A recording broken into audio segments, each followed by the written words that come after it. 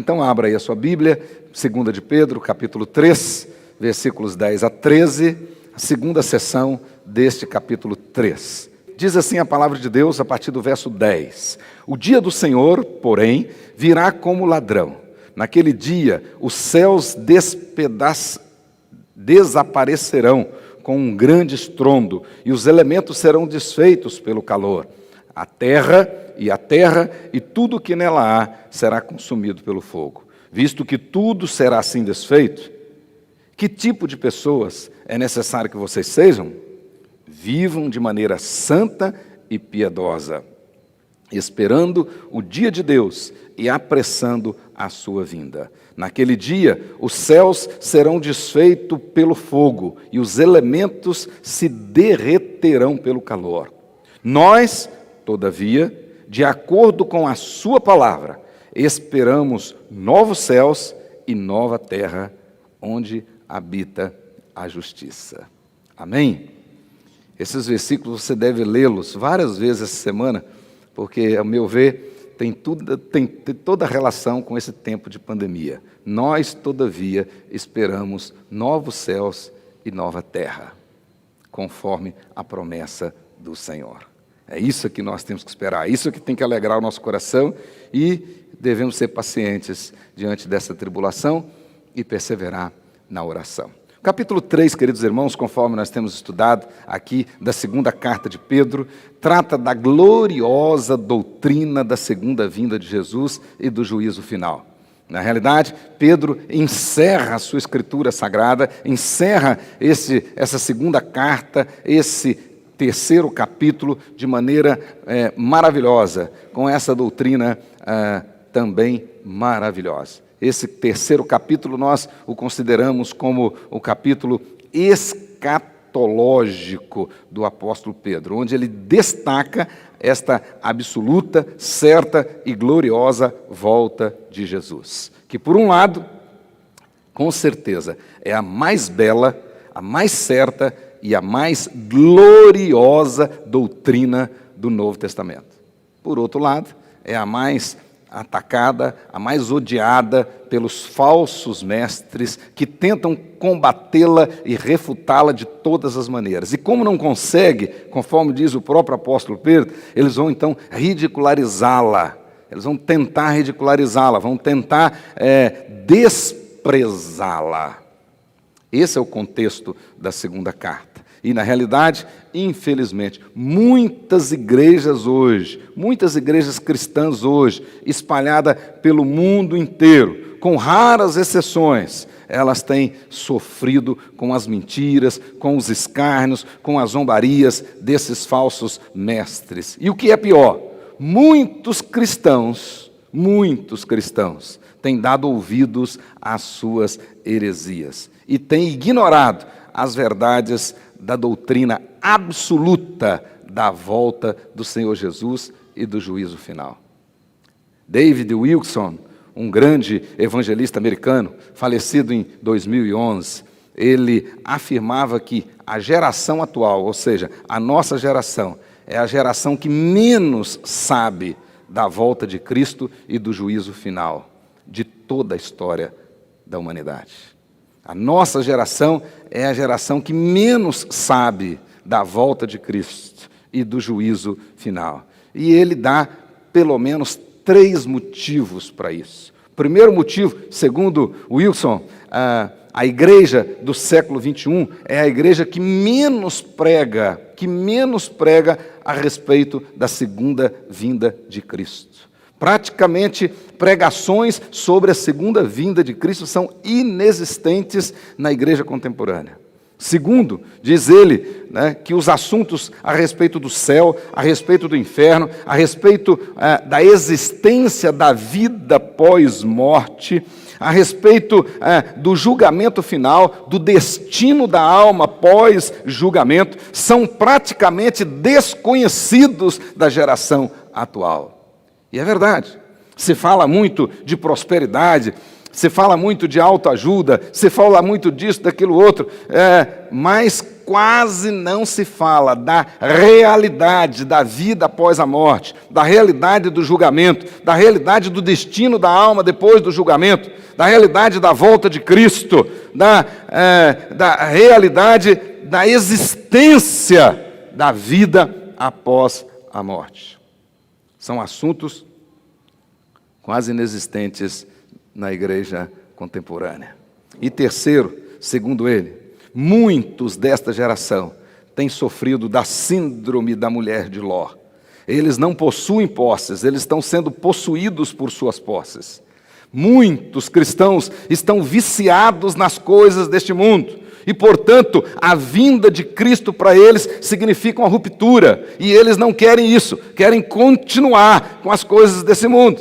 E pensar, por exemplo, no julgamento, que vai haver um julgamento, que tem um acerto de contas, isso é quase inconcebível para eles. Portanto, é melhor enfiar para debaixo do tapete. Ou seja, é melhor se comportar como se comportaram os homens nos dias de Noé. Como se comportaram os homens nos dias de Noé. Naquela época, Noé pregava e eles ignoravam. E hoje, para muitas pessoas, inclusive para muitos cristãos, é melhor ignorar esse tipo de pregação e continuar sendo servos de suas posses, ou seja, preocupado com as coisas desse mundo. Então, ele diz que por causa desses três motivos, no mínimo, né, na realidade, a nossa geração é a geração que menos sabe a respeito da volta de Cristo, que menos desejou a volta de Cristo, a geração que menos sabe a respeito do julgamento final. E tem um detalhe muito interessante, um grande teólogo escocês, né, James Moffat, ele dizia o seguinte, esse teólogo do início do século XX, ele dizia assim, que é impossível abandonar a esperança do advento sem experimentar uma degradação ética. E aí a gente entende que ele estava certo. Na realidade, quando nós perdemos a perspectiva da volta de Jesus, nós nos envolvemos com as coisas desse mundo e perdemos a dimensão ética. Nós entramos num processo de degradação ética. Começamos a aceitar coisas que quem tem a convicção da volta de Jesus e que ela pode acontecer agora, não faz. Não faz. Só quem acha que Jesus não vai voltar é que faz. Então, esse teólogo escocês, ele dizia, quando a igreja deixa de pensar na volta de Jesus, quando a igreja perde a dimensão da volta de Jesus, quando ela abandona a esperança do advento, ela com certeza vai experimentar uma deterioração ética. Ou seja, o mundo vai entrar na igreja e a igreja vai ser contaminada pelo mundo.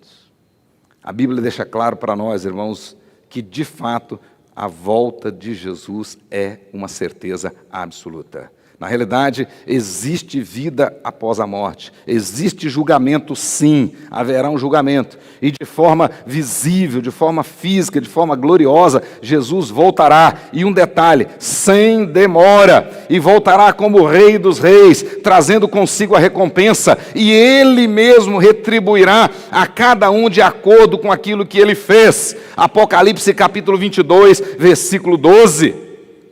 E quando o apóstolo Pedro aqui, no versículo 9, diz que Jesus vem sem demora, e muitos estavam dizendo que já estava demorando, ele vai explicar que na realidade essa demora é porque o tempo de Deus não é o nosso tempo, e essa demora no tempo de Deus na realidade é misericórdia, ou seja, Jesus ainda não veio porque o número dos eleitos precisa ser completado. O texto diz lá, ele virá quando todos, e todos não é todos sem nenhuma exceção, mas sim todos de um grupo específico. Que grupo? Os eleitos. Quando todos os eleitos estiverem reunidos, Jesus virá. Agora vamos para o nosso versículo 10, né, até o versículo 13. É uma segunda sessão que tem aí encravada nesse capítulo 3. Então nós podemos ver aí, Pedro continua falando da absoluta vinda do Senhor Jesus, da segunda vinda, e agora ele acrescenta alguns detalhes, como será aquele dia. Segundo, em face da certeza da volta do Senhor Jesus, Pedro vai falar como seus leitores precisavam estar preparados, como eles deveriam aguardar a volta do Senhor Jesus. Vai falar do comportamento deles até a volta de Jesus. Na visão de todo o Novo Testamento, o encontro da humanidade com Cristo será inevitável e iminente.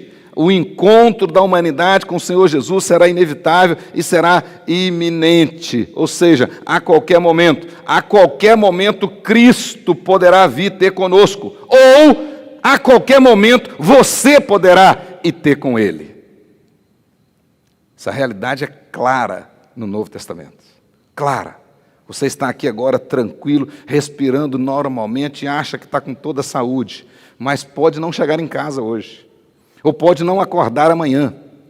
Então, essa verdade é muito forte no Novo Testamento inteiro. Certo? Na realidade, a humanidade vai encontrar com Jesus sim. Há um julgamento final, todo joelho se dobrará, toda língua confessará, todos estarão diante dele. Todos, toda a humanidade. Então essa verdade é clara no Novo Testamento. A humanidade irá encontrar com Jesus e esse encontro será inevitável e iminente. Pode ser a qualquer momento. Olha o que diz o nosso texto, versículo 10. Diz claramente para nós aí, no versículo 10. Diz assim: o dia do Senhor, porém, virá como ladrão. Os céus desaparecerão com um grande estrondo. Os elementos serão desfeitos pelo calor. E a terra e tudo que nela há será desnudada. Aqui, Pedro faz uma referência neotestamentária da segunda vinda de Jesus sob a perspectiva da doutrina veterotestamentária. Pedro aqui não nega as suas raízes, de fato era um grande judeu e conhecia o Velho Testamento. Então ele vai falar da doutrina da segunda vinda, que é a doutrina básica do Novo Testamento, à luz da visão veterotestamentária, ou seja, à luz do Velho Testamento, da visão do dia do Senhor. O dia do Senhor é um conceito poderosíssimo que aparece no Velho Testamento e perpassa todos os livros proféticos, todos eles vão falar do grande e terrível dia do Senhor. Na perspectiva judaica, esse dia chegará, sim, e ele chegará repentinamente, sem advertência. Será um tempo em que o universo será abalado nos seus alicerces, será um tempo de juízo, será um tempo de destruição, será um tempo de terror. Segundo a perspectiva profética do Velho Testamento. Por exemplo, marque aí na sua Bíblia, Isaías capítulo 13, verso 9, o profeta diz assim: eis que vem o dia do Senhor, dia cruel, dia com ira e ardente furor, para converter a terra em assolação e dela destruir os pecadores. Joel capítulo 2, verso 1 a 2, diz assim: o dia do Senhor vem e já está próximo, e será dia de escuridade, de densas trevas, dia de nuvens e de negridão. Profeta Sofonias: aquele dia é dia de indignação, dia de angústia, dia de alvoroço, dia de desolação, dia de escuridade, dia de negrume, dia de nuvens e de densas trevas. Sofonias capítulo 1, versículo 14 a 18. Joel volta ao assunto no capítulo 2, versículo 30 e 31, e diz assim: o sol se converterá em trevas, a lua em sangue, antes que venha o grande e terrível dia do Senhor. Isaías retoma novamente, capítulo 13, verso 10 a 13, e diz assim: porque as estrelas e as constelações dos céus não darão a sua luz, o sol logo ao nascer se escurecerá, a lua não fará resplandecer a sua luz, portanto, farei estremecer os céus e a terra será sacudida do seu lugar, por causa da ira do Senhor dos exércitos e por causa do dia do seu ardente furor. E depois, no capítulo 34, verso 4, todo o exército dos céus se dissolverá, e os céus se enrolarão como um pergaminho, todo o seu exército cairá, como cai a folha da vide e a folha da figueira. E eu quero fechar mostrando essas profecias. Malaquias, capítulo 4, verso 1, diz assim: pois eis que vem o dia e arde como fornalha, todos os soberbos e todos os que cometeram perversidades serão como restolho. O dia que vem os abrasará, diz o Senhor dos Exércitos, de sorte que não lhes deixará nem raiz, nem ramo. A igreja tem que pregar essa mensagem, e muitos não querem ouvi-la, inclusive muitos cristãos. Isso pode acontecer a qualquer momento. Então, sob essa perspectiva, o apóstolo Pedro agora vai falar da segunda vinda de Jesus. Então ele fala da segunda vinda de Jesus no Novo Testamento sob a perspectiva do dia do Senhor do Velho Testamento. Então lá no Velho Testamento, quando os profetas falavam do dia do Senhor, eles estavam falando da segunda vinda de Jesus e não da primeira, da segunda vinda de Jesus. E Pedro agora então vai falar dessa maneira, perspectiva na segunda vinda de Jesus. E a segunda vinda de Jesus, com a segunda vinda de Jesus, virá o juízo final. Por isso que aquele dia será dia de densas trevas, dia de terror, de horror para os ímpios, para os pecadores e para aqueles que travestiram de cristãos, são falsos e continuam nas coisas mundanas, com o coração nessa terra, continua com o coração nas riquezas, continua sendo possuído pelas posses. Esses se decepcionarão e naquele dia dirão: mas Senhor, expulsamos demônio no seu nome, fizemos isso, fizemos aquilo outro, participamos disso ou daquilo. E Jesus vai dizer: afastai de mim, malditos, porque eu não conheço vocês. Então nesse dia vai ser dia de horror para eles. Mas para aqueles que permaneceram fiéis, conforme Pedro diz aqui, vai ser dia de grande alegria, dia de júbilo, dia de honra, dia de receber a recompensa, porque o texto diz que Jesus trará consigo a nossa recompensa. Oh, aleluia, glória a Deus. E não ouvi nem um amém. Glória a Deus. O texto continua dizendo claramente para nós que na visão de todo o Novo Testamento, especialmente do apóstolo Pedro, ele então vai identificar a vinda do Senhor Jesus com as figuras proféticas do dia do Senhor, mostradas por todos os profetas do Velho Testamento. Em seguida, o apóstolo Pedro vai dar aí algumas descrições detalhadas do que acontecerá naquele dia, no dia da volta de Jesus. E isto nos motiva a um comportamento adequado, em face da certeza da volta de Jesus. Agora vamos ver. Diz lá: o dia do Senhor, porém, virá como ladrão. Pedro quer ressaltar aqui a iminente volta de Cristo. É exatamente, que ela pode acontecer agora. É a mesma coisa que o próprio Jesus fala lá em Apocalipse. Marca aí na sua Bíblia. Apocalipse 16, verso 15. O próprio Jesus glorificado diz lá: eis que venho como ladrão. Ele mesmo está dizendo: eis que venho como ladrão. Feliz aquele que permanece vigilante e conserva consigo as suas vestes, para que não ande nu e não seja envergonhado naquele dia, não seja vista as suas vergonhas.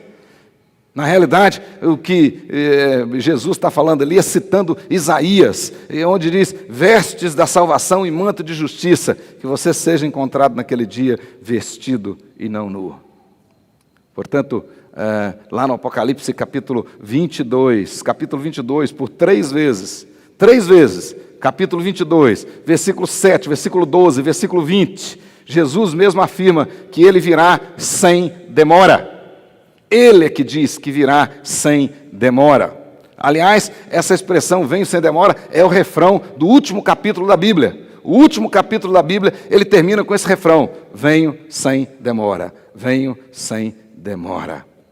E a imagem de Jesus como ladrão, na realidade, aqui é para mostrar a iminência, E Jesus não virá para roubar, mas ele virá sim para resgatar aquilo que é seu. Por isso é que o Espírito Santo habita em nós, porque Jesus virá para resgatar o que é seu. O Espírito Santo habitando em nós hoje funciona como penhor.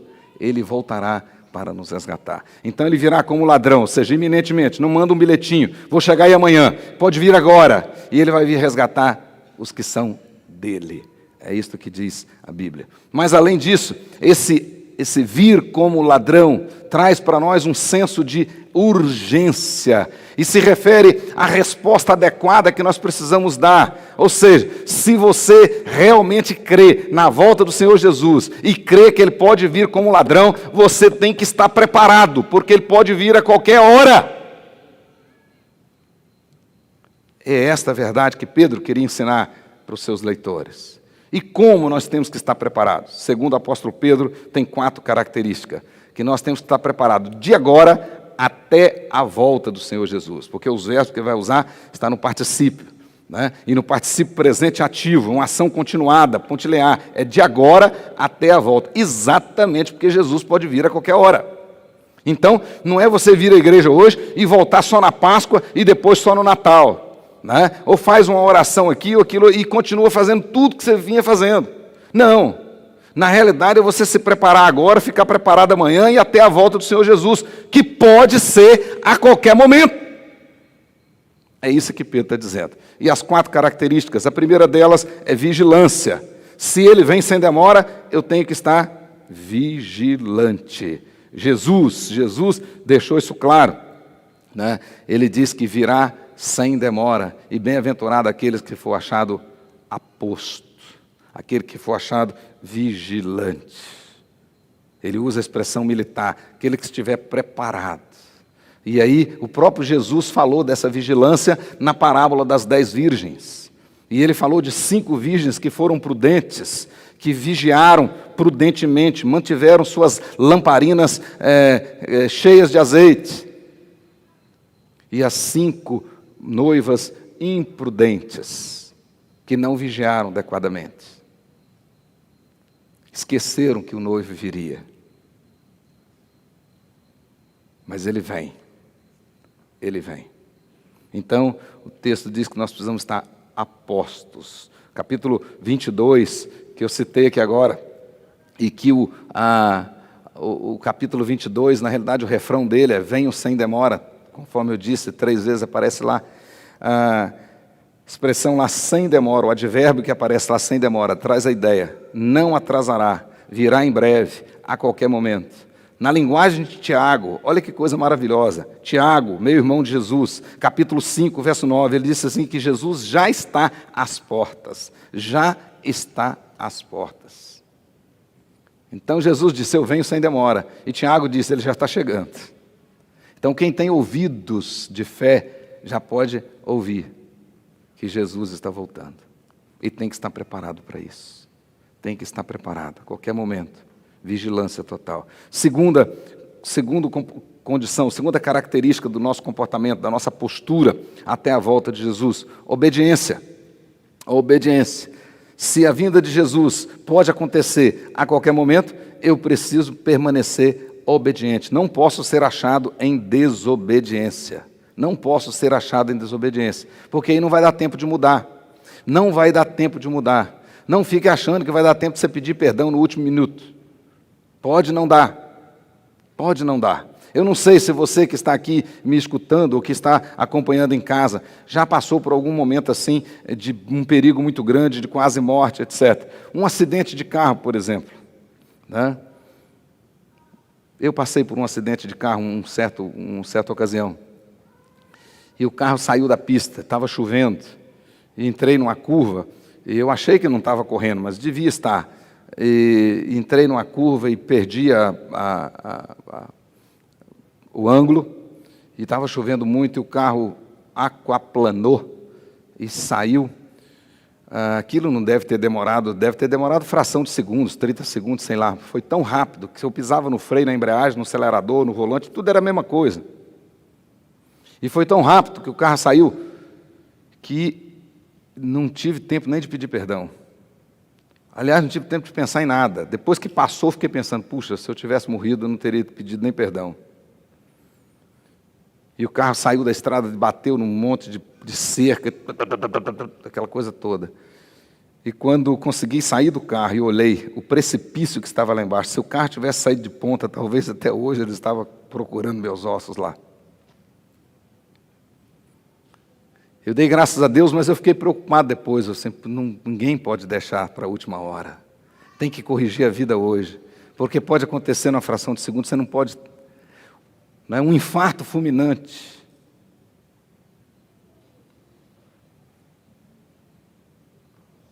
Você não dá tempo nem de pedir perdão a Deus. É isso que Pedro está dizendo para os seus leitores. Nós precisamos estar vigilantes, nós precisamos estar em constante obediência. No contexto dessa questão da obediência está a sexta bem-aventurança do Apocalipse. Lá no capítulo 22, no verso 7, aparece a sexta bem-aventurança. E Jesus mesmo é que disse, né? Bem-aventurado aquele que guarda as palavras da profecia desse livro até a minha volta. E guardar ali significa obedecer. Obedecer. Bem-aventurado aquele que foi encontrado obediente quando Jesus voltar. Esse será feliz, bem-aventurado. O texto diz. Aliás, o grande objetivo do cristão é guardar as palavras, guardar os mandamentos do Senhor, guardar firme. A Bíblia diz, guardei no coração a tua palavra para não pecar contra ti. A Bíblia ensina isso para nós em todos os lugares. Olha o que o apóstolo Paulo ensinou para o seu filho na fé, Timóteo. Ele diz para Timóteo assim, Timóteo, guarda o que lhe foi confiado. Depois ele diz, mantenha o padrão das sãs doutrinas que você ouviu de mim. Guarda por meio do Espírito Santo que habita em nós o tesouro que foi confiado a você. 1 Timóteo capítulo 6, verso 20. 2 Timóteo capítulo 1, verso 13 e 14. Várias vezes Paulo insiste com Timóteo, obedeça a palavra, guarda a palavra. A primeira bem-aventurança do Apocalipse diz lá, bem-aventurados que ouvem, bem-aventurados que leem, bem-aventurados que ouvem, mas mais bem-aventurados que praticam, os que obedecem a palavra de Deus. Daqui até a volta do Senhor Jesus, precisamos ser achados obedientes à palavra de Deus. Apostos e obedientes. Terceiro, segundo o apóstolo Pedro, agora no versículo 11, ele diz lá claramente que nós precisamos de sermos achados em santidade, necessidade de santidade. Quando Jesus voltar, precisamos estar de fato lavados no sangue do Cordeiro.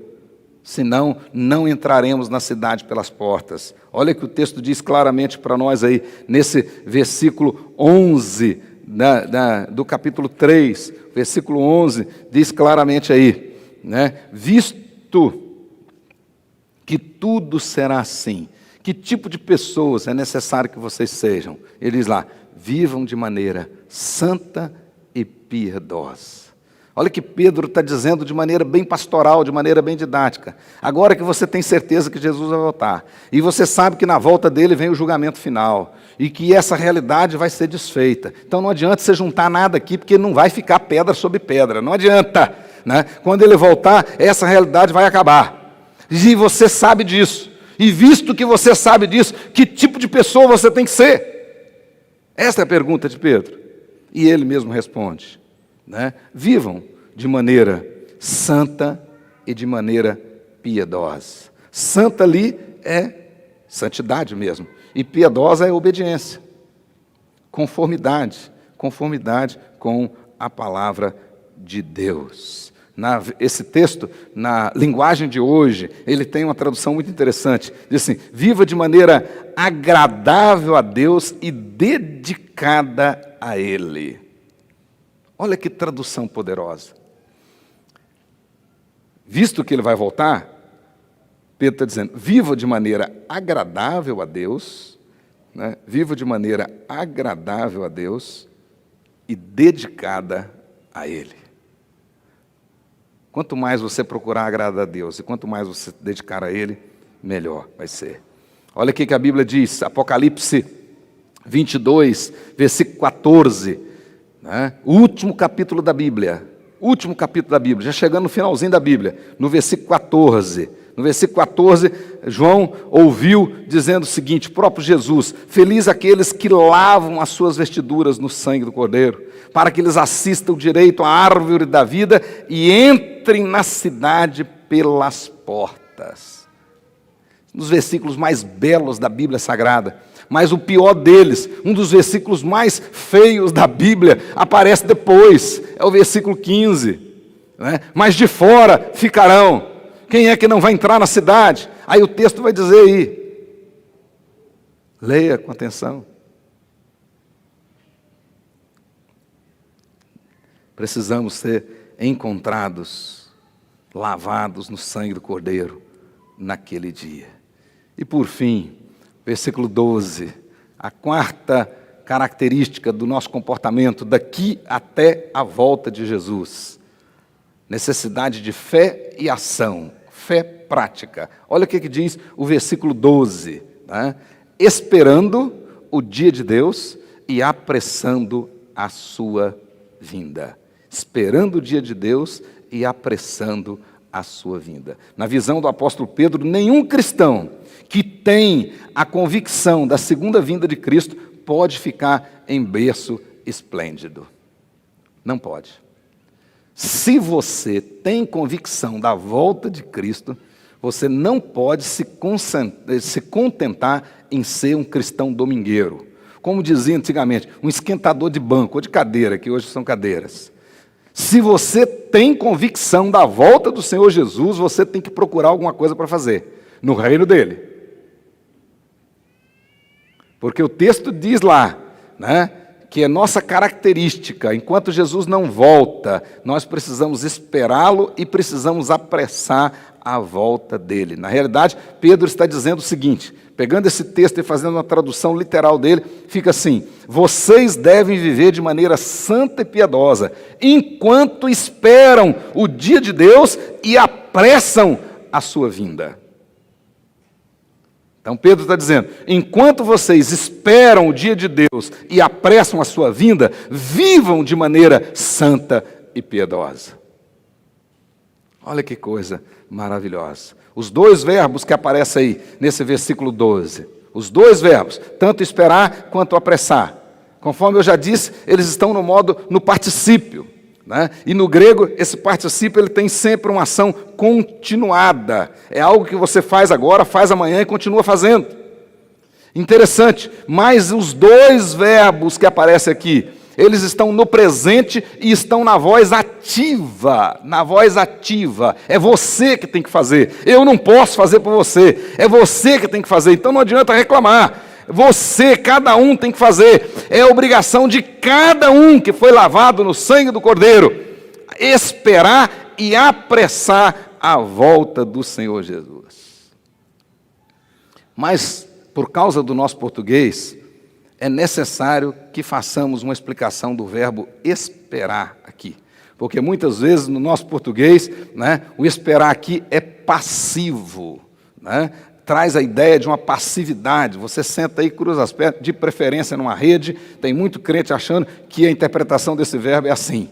Senta numa rede, espera ali, Jesus já me lavou. Né? E tem gente acusando a igreja presbiteriana por causa disso. Dizendo que esses creem na predestinação. Uma vez salvo, vão para o céu. Então você pode pintar o 7, o 8, o 9, o 10 e vai para o céu do mesmo jeito. Vai para o inferno. Porque você não é de Deus. Calvino dizia que o predestinado é aquele que quer ser santo e vive como santo. Esse é o predestinado. E aqui Pedro está dizendo isso para nós. Na realidade, esse verbo precisa de explicação sim. Porque no grego, a palavra que aparece aqui para esse verbo, esperando, é a mesma que Paulo usou lá em Tito capítulo 2, verso 13. E lá ele diz assim, aguardando a bendita esperança e a manifestação da glória do nosso grande Deus e Salvador, Jesus Cristo. O verbo, ele traz uma ideia de uma expectativa ativa, ou seja, ele traz uma atitude, uma ideia de uma atitude ativa. Então você não espera sentado, você espera apressando a volta de Jesus. Na realidade, no nosso português, esse verbo aqui tem mais relação com o verbo esperançar. Ou seja, a convicção de que ele vai vir, então você trabalha para ele vir mais rápido. Essa que é a verdade. Então você vai esperar com essa convicção ativa. Não é sentar e ficar contemplando. O cristianismo não é uma religião de contemplação. Absolutamente não. Por isso é que não tem mantra aqui no cristianismo. Não, você fica lá levitando. Nada disso. O cristianismo é uma religião prática, onde nós vamos viver os ensinamentos do Mestre na prática, aguardando a volta dele. Ele nos deixou aqui para completar essa obra e voltará. Ele mesmo disse, eu vou preparar um lugar e volto para buscar vocês. É promessa dele. E o grande argumento do apóstolo Pedro nesse capítulo 3 é que aquilo que ele prometeu, ele cumpre. É isso que é o grande argumento de Pedro. Ele cumpre. O poder da palavra de Deus trouxe à existência o que não existia. O poder da palavra de Deus julgou esse mundo a primeira vez nos tempos de Noé. E o poder da palavra de Deus já entesourou para o fogo, o cosmos, ou seja, esta terra que está aí, o céu que está aí. E essa verdade, encerrando agora, o apóstolo Pedro diz claramente, olha, diante de tudo isso, nós então temos que vigiar, nós temos que ser obedientes, temos que ter santidade, nós temos que ter essa fé ativa, ou seja, ação, nós temos que esperar e apressar. O apóstolo Pedro então vai dizer, termina aí, nós, os crentes, olha como ele termina o texto dizendo, né? Naquele dia, os céus serão desfeitos pelo fogo. Os elementos, são os que sobraram aqui, né? O ar, a terra e também a água, porque o fogo vai ser um instrumento usado por Deus, tá? Se derreterão pelo calor. Nós quem?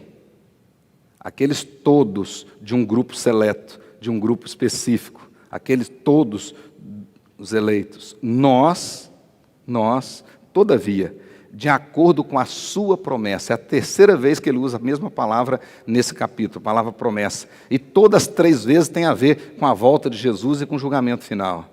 Nós, de acordo com a sua promessa, esperamos novos céus e nova terra onde habita a justiça, porque nessa terra não tem justiça. Então não adianta você ficar reclamando se o governador tal está usando isso, usando aquilo, se a autoridade tal, se o juiz fez isso, se o tribunal não sei das quantas. Esse festival que nós estamos vendo aí, aqui não tem justiça. E não adianta clamar por justiça, aqui não tem. Agora nós aguardamos novos céus, nova terra, onde habita justiça. Onde habita Tsequenu e Yahvé, Deus da justiça. Nós aguardamos. Aí sim vai ser diferente. 3 vezes ele usa a palavra aguardamos a promessa. Todas elas no contexto da segunda vinda. Nós cremos nisso. Então, queridos irmãos, concluindo, a certeza do súbito e inesperado retorno de Jesus, que traz medo e terror, medo e horrores para os seus inimigos. Para nós, ela traz conforto, ela traz encorajamento. Aquele dia será dia de trevas, mas a Bíblia diz que será dia de luz também. Aquele dia será dia de choro e de ranger de dentes, mas a Bíblia diz que será dia de alegria também.